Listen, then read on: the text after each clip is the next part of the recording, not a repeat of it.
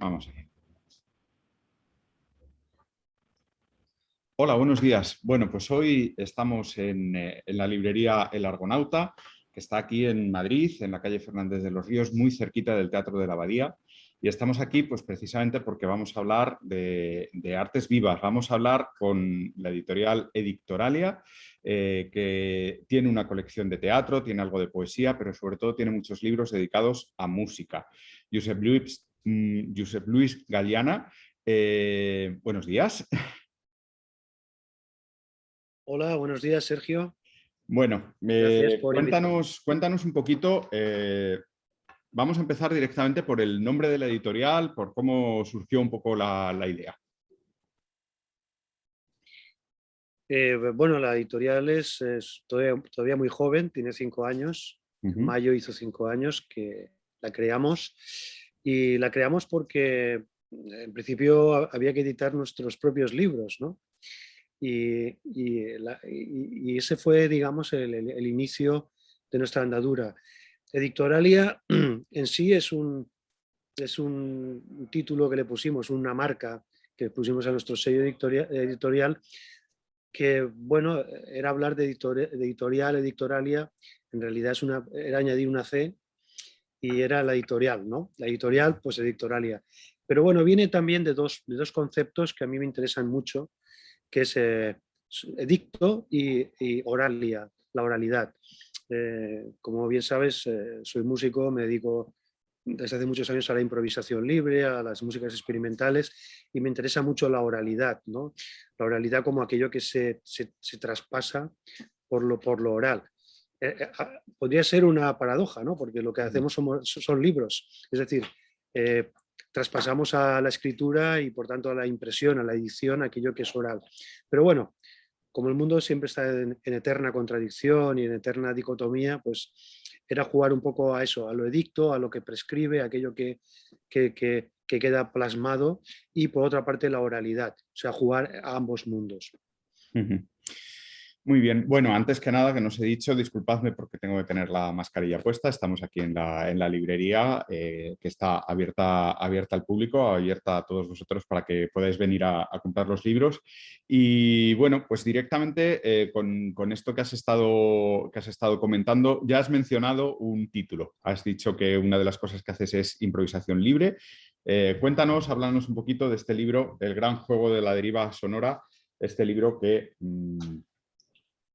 habéis Bueno, publicado. este es un libro que ya tiene unos cuantos años, fruto de un trabajo de investigación que realicé para la Facultad de Bellas Artes en la Universidad Politécnica de Valencia, y era estudiar, investigar, de alguna manera trasladar mis experiencias de la improvisación libre o en el mundo de la improvisación libre, trasladarlo a los lectores, ¿no? No es más allá de una explicación, es mejor una descripción de todo aquello que hacemos los improvisadores libres cuando estamos en la práctica de la impro, y también en función de unas analogías que yo establecí en aquel momento, en aquel trabajo, con el pensamiento, con las corrientes de pensamiento más o menos coetáneas de cuando la improvisación libre arranca en la década de los 60 del siglo pasado en centros importantes como fue Londres, pero también Berlín y también el norte de Italia, Milán, y es cuando se genera ese encuentro entre músicos de calle, sobre todo músicos de jazz y también músicos contemporáneos que necesitan ir más allá en sus afanes de libertad, ¿no? De expresarse libremente, sin ataduras, sin partituras, sin estructuras. Y bueno, pues este es un libro que a mí me está dando muchas satisfacciones, a la gente le gusta, se sigue vendiendo muy bien después de una década de cuando hice la primera publicación de este estudio en otra editorial, no en Edictoralia, obviamente. Y bueno, podríamos decir que es uno de los bestsellers, entre comillas, en nuestro catálogo, ¿no? Claro, Porque es vaya un por libro, su tercera edición, ¿verdad? En 2020. claro, sí, es un libro que se sigue vendiendo todos los meses, prácticamente se venden algunos ejemplares, y es porque hay mucha gente, mucho musicólogo, mucho artista investigando o intentando encontrar información sobre la improvisación libre y no hay tantos libros escritos aquí en España. Incluso tampoco hay demasiados títulos traducidos de otros idiomas y por tanto, bueno, como la bibliografía es escasa, pues la gente pues va buscando este libro en especial y bueno, para documentarse, para seguir investigando, para seguir hablando de qué es la improvisación libre. Que yo siempre digo que improvisación libre, difícil de definir, creo que cada improvisador, por tanto, tiene su propia definición o entiende de alguna manera muy particular lo que es la improvisación libre.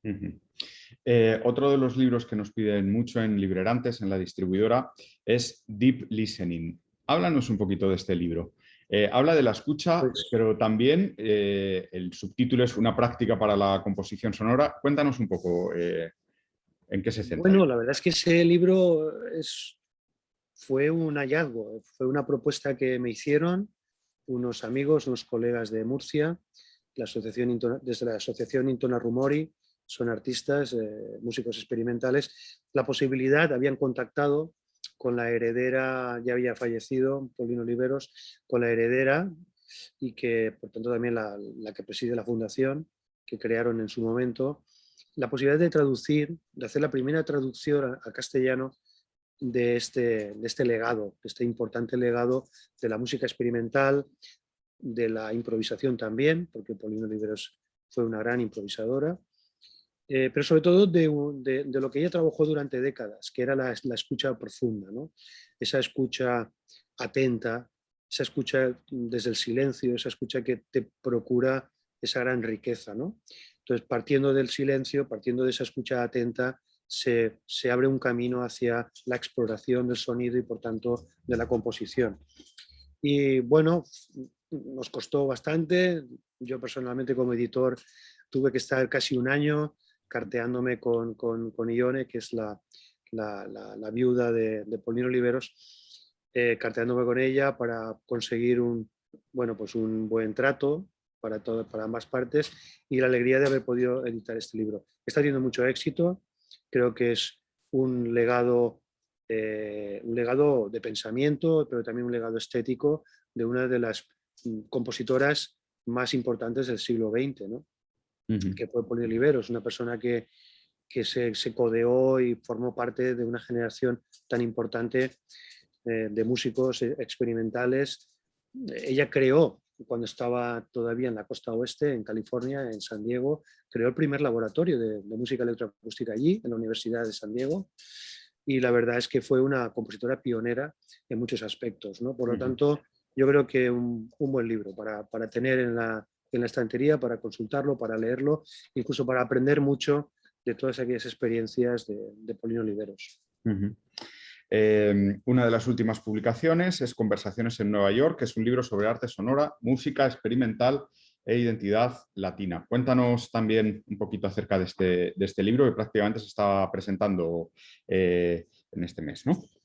Sí, lo presentamos en Madrid en junio, el 10 de junio en la SGAE, con gran éxito de público, por cierto, y la verdad es que es un gran trabajo.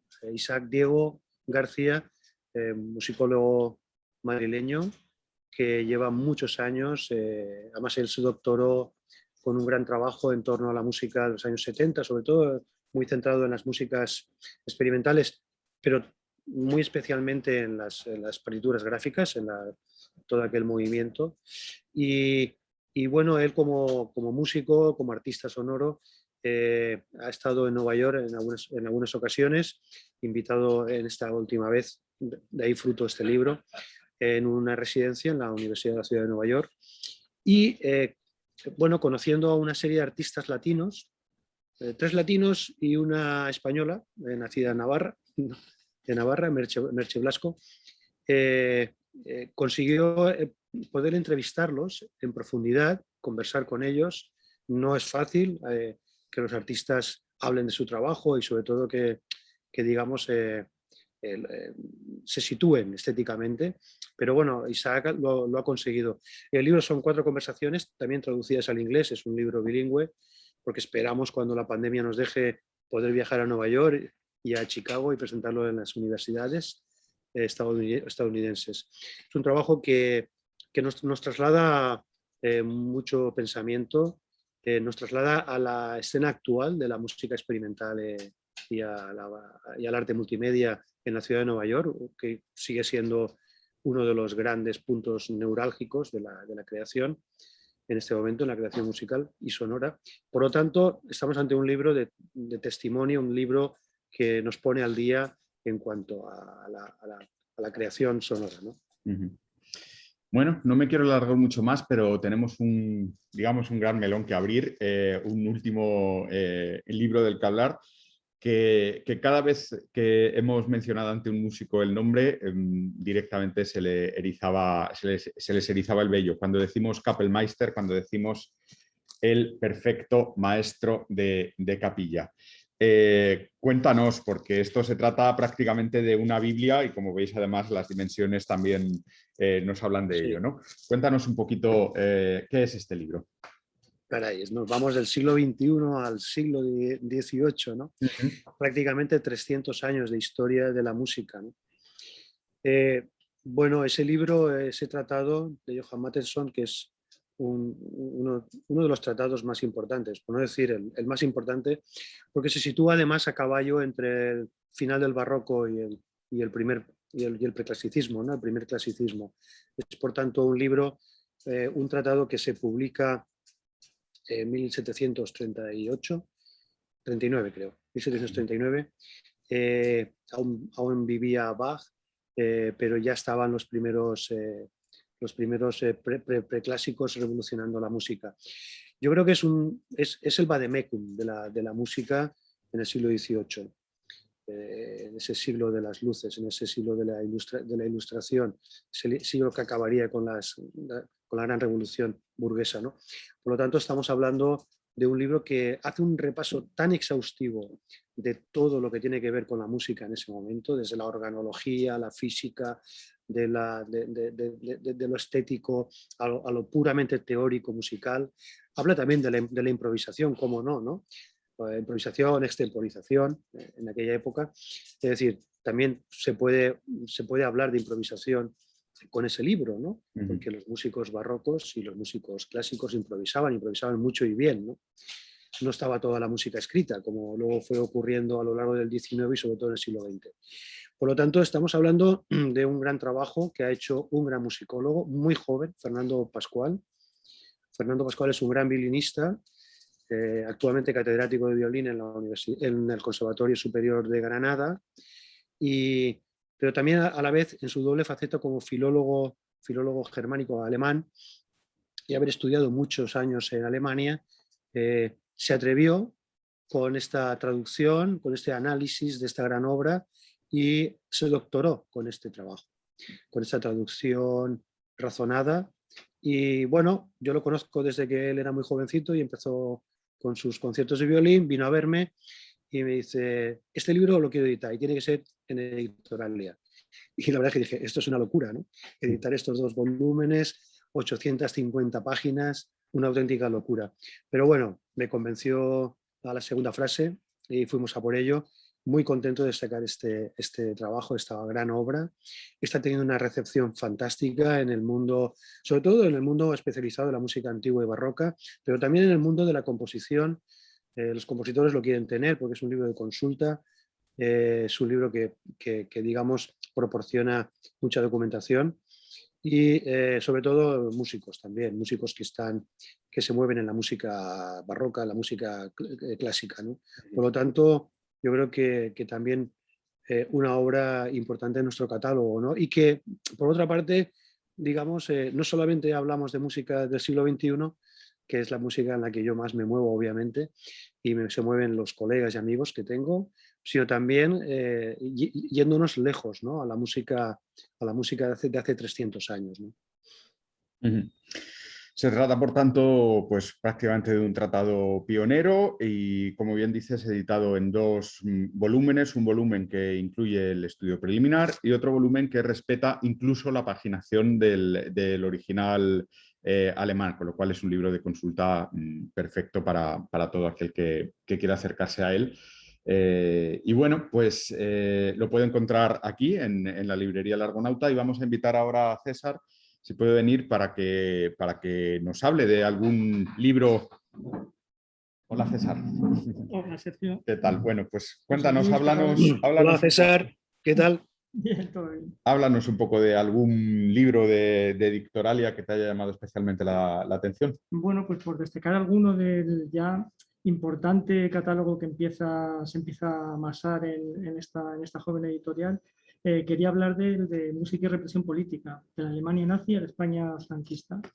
Un conjunto de cuatro ensayos coordinados por Enrique Tellez, que aunque es cierto que existen algunos libros que analizan el papel de la música en la Alemania nazi, y por otro lado otros que hablan sobre el papel de la música en el régimen franquista o incluso en la guerra civil, hasta ahora no había ninguno que agrupase, que comparase o que acercase esos dos regímenes y el papel de la música en ellos. Entonces, nos pareció, cuando supimos del proyecto del libro, nos gustó mucho, nos emocionó mucho, porque además creemos que es un tema especialmente interesante y siempre lo es, siempre lo ha sido, pero en esos tiempos conviene no olvidar ciertas cosas y bueno, es un libro que viene a recordarnos, a hacernos pensar, a hacernos reflexionar sobre el papel que el arte, que la música, el papel que del arte y de la música hacen ciertas tendencias políticas. Uh-huh, uh-huh. Bueno, pues no sé si quieres añadir algo más acerca de este título. Bueno, César lo conoce bien porque ha estado en la gestación, en la larga gestación de este libro, porque Enrique al final le dio muchas vueltas, también por las vicisitudes, ¿no?, de la elaboración de la obra, incluida el fallecimiento de Juan José Solives durante la redacción de su capítulo, que lo acabó Enrique. Pero sí, como dice César, es un libro que pone sobre la mesa la importancia de la música para elaborar un relato histórico o para reforzar el relato histórico. Es decir, es un libro de memoria histórica, realmente, que me está costando convencer a los especialistas en memoria histórica, porque lo ven como un libro, un tratado de musicología, como un estudio musicológico, pero más allá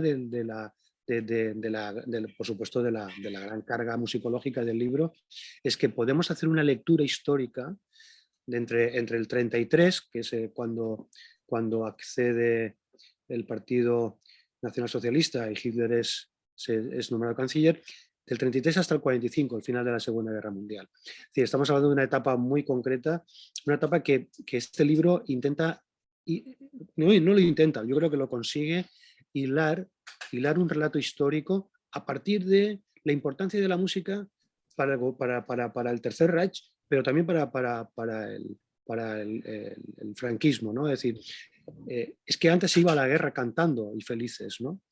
Es que Goebbels era consciente de que tenía que editar cancioneros de guerra y meterlos de un tamaño bolsillo en las chaquetas de los militares, para que todo el mundo cantara esas canciones y se sintieran, digamos, dentro de ese patriotismo, ¿no? Es decir, y el trasvase que se produce entre la Alemania nazi, primero cuando vienen los nazis a España, a la guerra civil, y cuando luego la División Azul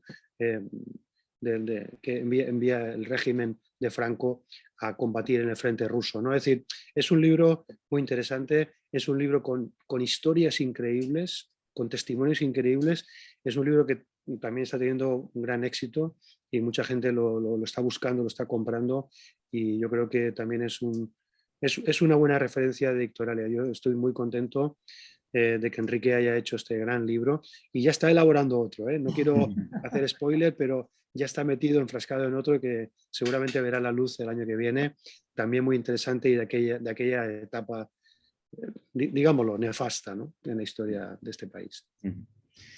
Bueno, pues muchísimas gracias, Josep Lluís. No te quiero entretener más, pero nos vamos a quedar haciendo una última pregunta aquí a César.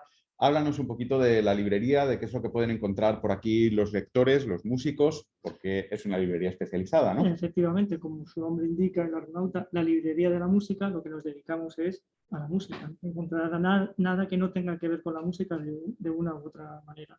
En los diferentes enfoques que podamos pensar, pues el ensayo, el tratado, el método de aprendizaje, el estudio histórico, la biografía, pero también en todas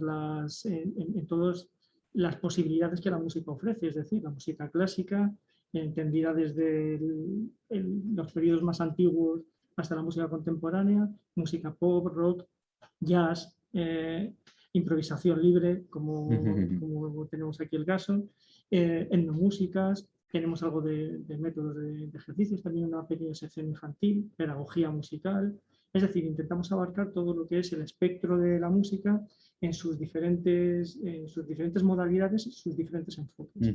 Y luego, por otra parte, tenemos una pequeña sección de partituras, aunque en la página web tenemos un catálogo extensísimo, enorme. Trabajamos con las principales editoriales de música del mundo, especialmente las europeas, en fin, las grandes editoriales históricas y también muchas americanas. Y bueno, esa parte la trabajamos sobre todo bajo pedido, pero con tiempos de respuesta en general muy cortos, unos poquitos días. Así que bueno, intentamos dar servicio a toda persona que esté relacionada con la música, bien como aficionado, bien como profesional o bien como estudiante. Muy bien, pues una librería muy completa, ya veis, dedicada al mundo de la música. Aquí podéis encontrar los libros de Edictoralia, aquí podéis encontrar todos los libros dedicados a música que distribuimos desde Librerantes y muchísimos más. Muchas gracias, Sergio, por estar por aquí. 5 segundos. Claro, por supuesto. 5 segundos. Muchas gracias, César. Eres la librería de la música, sin duda. Y para mí una felicidad haberos conocido hace ya 10 años, que no es poco, y haberme dado la oportunidad de haber presentado mis libros de aquella época, mis primeros libros en vuestra casa, que para mí es un templo. Muchas gracias. Desde luego, es una librería de referencia en toda España, desde luego. Nada, nos despedimos ya, que os suscribáis a nuestro canal, que nos sigáis, que seguiremos por aquí hablando de más editoriales y de más libros. Hasta pronto, muchas gracias. Muchas gracias. Gracias.